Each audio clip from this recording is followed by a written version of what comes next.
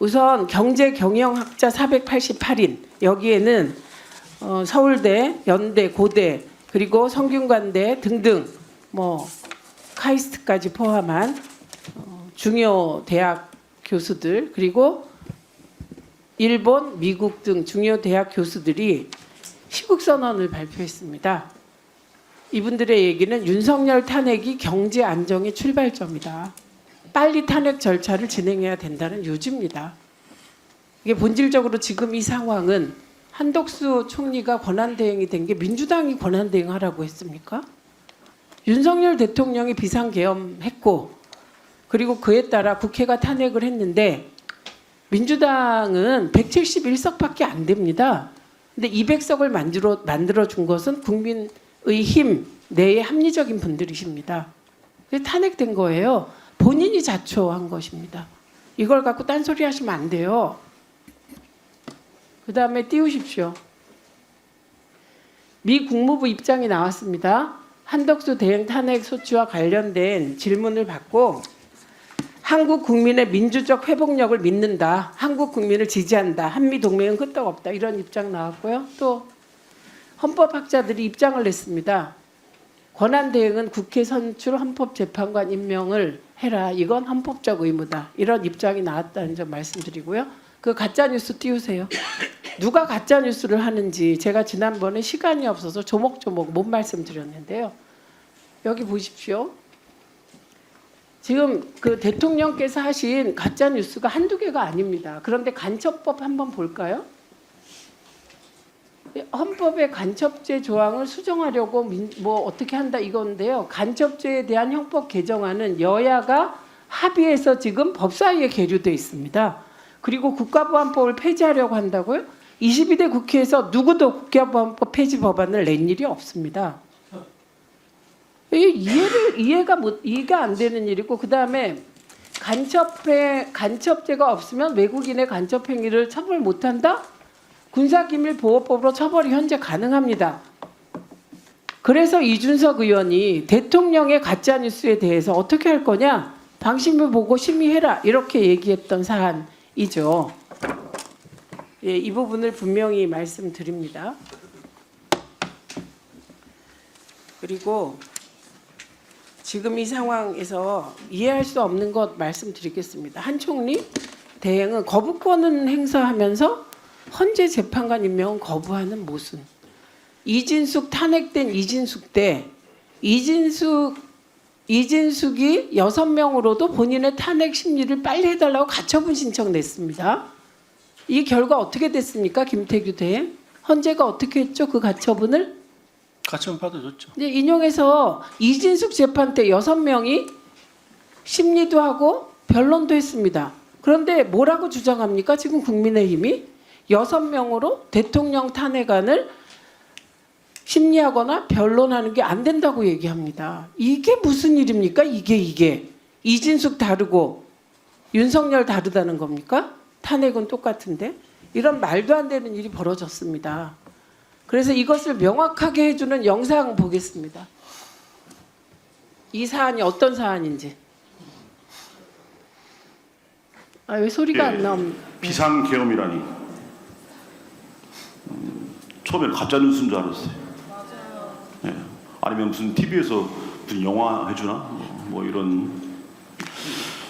사실 그것은 비상계엄을 가장한 친위 쿠데타요. 나라의 주인인 국민을 향한 반란이었습니다. 하지만 온 국민이 황당함과 분노와 두려움과 수치심 속에서 잠 못 이루던 그 밤, 용산 이무기의 지랄 발광은 열일 제치고 달려와서 국회를 둘러싼 시민들의 용기와 국민을 향해 총뿌리를 들이대라는 패륜적 명령에 적극적일 수 없었던 계엄군 경사의 양심과 뜬 눈으로 밤을 지새우며 두 손 모아 기도했던 온 국민의 염원이 만나서 몇 시간 만에 끝이 났습니다. 이제 묵시록에서 말하는 여인의 나머지 후손들, 곧 하느님의 계명을 지키고 예수님의 증언을 간직하고 있는 이들인 우리가 앞장서서 참된 민주주의를 염원하는 온 국민과 함께 용산의 이무기, 대국민 반란 수괴 윤석열과 그를 따르는 욕도의 무리를 본좌에서 끌어내려 그들을 위해 마련된 자리, 바로 그래도 하루 세끼 잘 먹여주는 감옥으로 내려보내야 합니다. 네, 여기까지. 여기서 나온 뭐 과격한 발언은 뭐 저는 그 단어가 적절하다고 생각하지는 않습니다만 아주 적절한 강연이셨습니다. 김대건 신부님의 후손 신부님이십니다. 그다음에 메릴 스트립 영상 트세요. Performance this year that stunned me. It sank its hooks in my heart. Not because it was good. There was nothing good about it. But it was effective and it did its job. It made its intended audience laugh and show their teeth. It was that moment when the person asking to sit in the most respected seat in our country imitated a disabled reporter, someone he outranked in privilege, power, and the capacity to fight back. It kind of broke my heart when I saw it, and I still can't get it out of my head because it wasn't in a movie. It was real life. And this instinct to humiliate, when it's modeled by someone in the public platform, by someone powerful, it filters down into everybody's life because it kind of gives permission for other people to do the same thing. Disrespect invites disrespect. Violence incites violence. When the powerful use their position to bully others, we all lose. Okay, go up with that thing. Okay, this brings me to the press. We need the principled press to hold power to account, to call them on the carpet for every outrage. That's why our founders enshrined the press and its freedoms in our Constitution. So I only ask the famously well-heeled Hollywood foreign press and all of us in our community to join me in supporting the Committee to Protect Journalists, because we're going to need them going forward, and they'll need us to safeguard the truth. One more thing. 예, 저 1분. 이번 비상계엄 과정에서 내란 과정에서 우리 언론과 젊은 기자들이 보여주신 용기에 대해서 경의를 표합니다. 그게 언론의 바른 자세라고 생각합니다.